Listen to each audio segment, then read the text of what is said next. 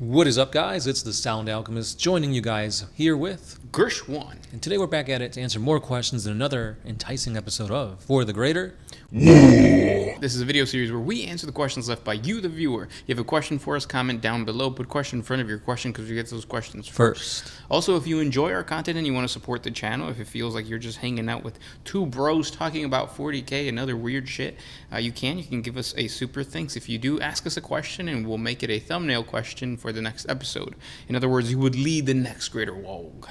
And this question comes from Aaron Herwig. The question of sorts is, of all the Xenos factions, which would the Imperium ally with if they weren't so xenophobic?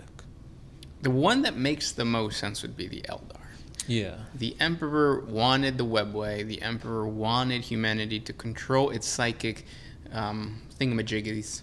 So it would just make the most sense. Yeah, the Eldar are kind of in a relationship with the Imperium right now, with the events of the rise of the Primarch and Guilliman coming back, and Yvraine kind of being the pseudo-girlfriend of Guilliman. And, like, they're fighting against chaos. They're not really fighting amongst each other that much. So it just makes the most sense that the Eldar would join the Imperium, if at least for, like, a ceasefire until chaos is kind of quelled, and then they go back to doing their own thing. Other than that, I think the Tau would be, like, the next best bet. The only problem I see with the Tau is that the Tau have more to benefit from that than the humanity, because humanity already hates the fact, well, you can't have a robot without a human or some type of biological element to it, and the Tau are just straight up AI. Yeah, AI drones, AI battle suits, not just that, but like the Ethereals also gather other Xeno species, like auxiliaries with the Kroot, the Vespids, etc.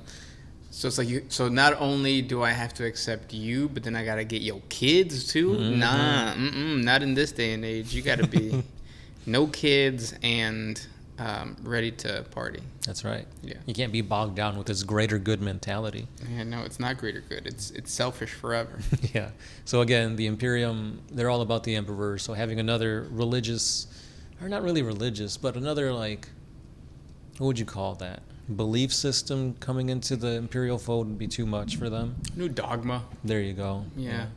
And I don't think the Imperial Creed can fold that over, because the other thing about, or the cool thing about the Imperial Creed is that if it lands on a planet and these humans believe in, like, I don't know, Jesus, they can turn it into, well, Jesus was God, or Jesus was the Emperor. Yeah. And then boom. But you can't really do that for the greater good. What was the greater good? It's not the Emperor. No, it's basically the mentality of, like, the individual isn't worth it if the whole group is not doing well. So it's like the mentality of them before me. Right, yeah. And where also I think the Tau would also look at human technology and be like, ooh, let me deconstruct it and then reverse engineer it. And the Adeptus Mechanicus, which is a whole cult in of its own, would be like, nah, you can't touch that. Yeah. Those are my kids. And then when it comes to the other Xeno races, it's like the Necrons will never join them. No, they can't. Yeah. The Tyranids, they're just going to want to eat them. Yeah. The Orcs, they just want to fight them. Yeah. So it's like, yeah, that's not really happening. The Necrons are mindless. Yeah. The Vol, maybe, Leagues of Votann. Yeah, they're abhumans, but they're clones, and you're not supposed to clone in the Imperium. Right. So yeah, I think definitely the Eldar, and then maybe the Tau. Yeah, for sure. Good question. Next one comes from Blake Marquettes, 9755. Do Primarchs bang? I know Space Marines are asexual, but are Primarchs? So growing up, like the Primarchs growing up, they had different environments, different types of home worlds and stuff like that.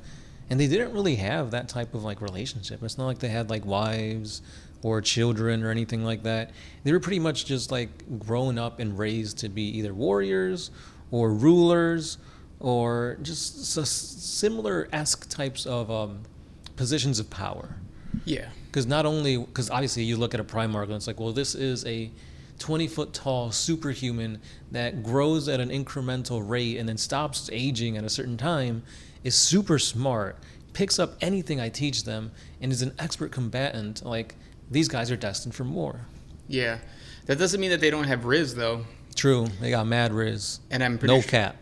I'm pretty sure they were heartbreakers, especially on their homeworld. All the girls want them. All the guys want to be them. Who doesn't want a 7-foot tall red man who can use magic? Who's always winking at you. Yeah.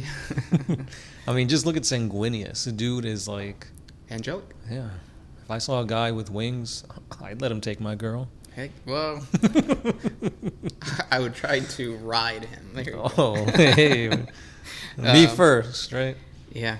Good question, though. And I also think that, banging it might be a no, but love is something that could be explored. Yeah, because even with the Emperor, right? Yeah, there's fatherly love. Oh, you're talking about Erda and the Emperor? Yeah, they had a thing going on for a couple of thousand years. Yeah.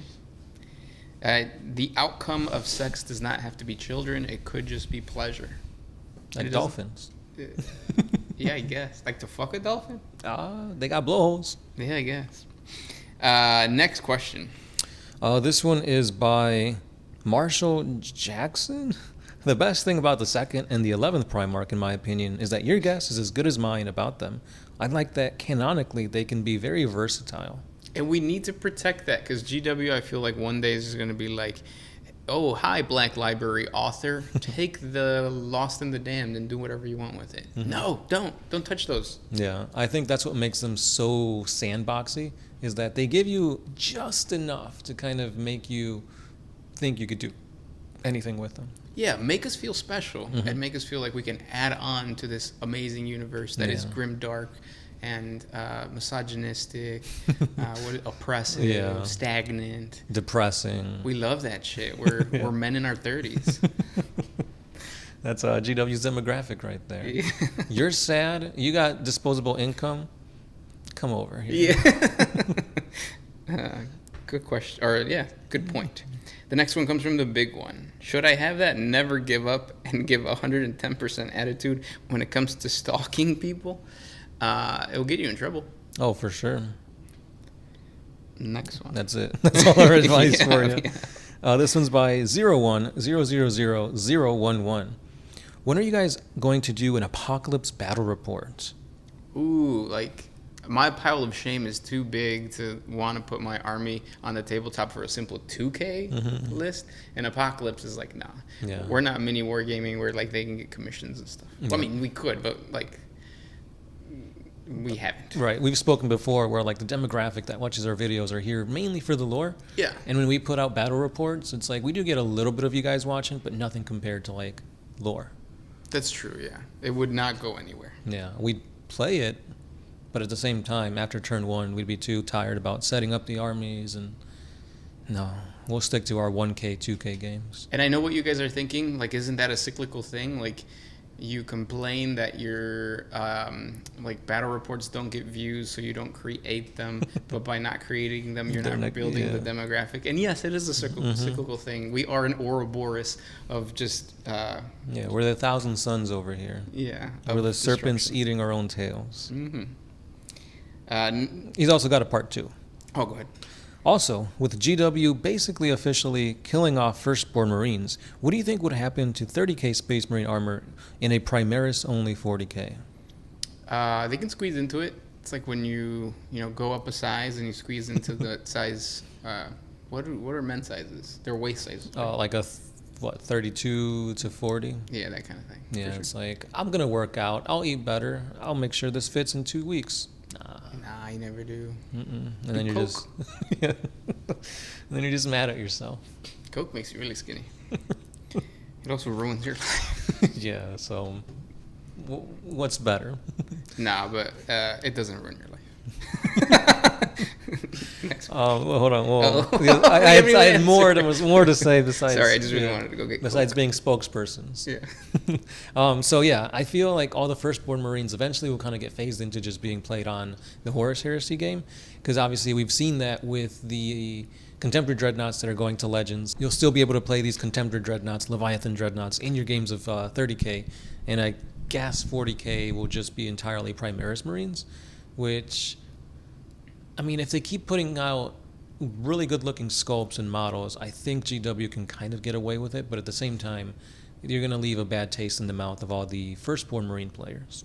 Yeah, but I guess you did bring up a good point, because now I am thinking about my firstborn Marines, and I think, like, why don't we play Horus Heresy? All we have to do is learn the rules. We have the minis. As far as I know, it's like, what, 7th edition rules? Yeah. Unless the new edition changed some of that. And we can't complain that, like, oh, no, because 7th edition was when, like, the orcs were bad, so close combat is bad. But we're all playing Space Marines. Yeah, it's all Space Marines. So, damn, GW, you got us. Now we got to play it.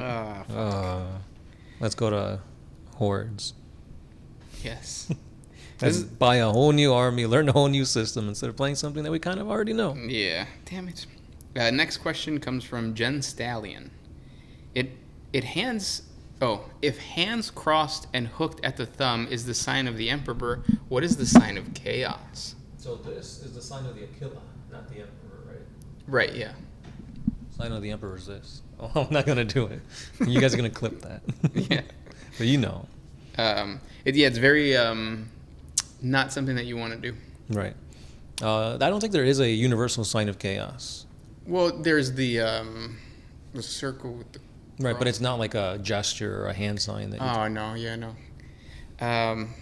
Maybe it's depending on the chaos god. Yeah. So it's not a universal one. So like maybe Nurgle would be like vomiting on each other, like that. Or if you're like Slanesh, you like make out with somebody. Yeah, you do the. Okay, there's a lot of Slaneshi cultists in my nightclub. Yeah. Next one. This one is by. Well, it's an answer to the who would win between a like cage match between all the Primarchs. Yeah. And this guy says, I'm thinking Vulcan because of how strong he is. Yeah, but he also is not like, just because you're big and strong doesn't mean like it takes brains, you know, like how to operate it. Like if you put like a bodybuilder against like a martial artist, or even like a construction worker, and you get him like to arm wrestle, the bodybuilder doesn't have that type of strength like that. Yeah, because he trains differently. Yeah, he's big, but it doesn't mean he knows how to maneuver and all that stuff. Right, he's not a Primarch, is what we're trying to say. Yeah. Primarchs are big and powerful, and cute. Well, yeah, but so is Vulcan. Well, yeah, that's the thing. We proved ourselves wrong. Yeah. You got us. You got us. You talked us into an Ouroboros. Yeah, damn. That's just the thing of us. And those were the questions for today. If you guys have more questions for us, please comment down below. Thank you guys so much for listening and just hanging out with us, and we'll talk tomorrow. That's right. As always, it's the Sound Alchemist, Gershwan. And where is Docile Creature?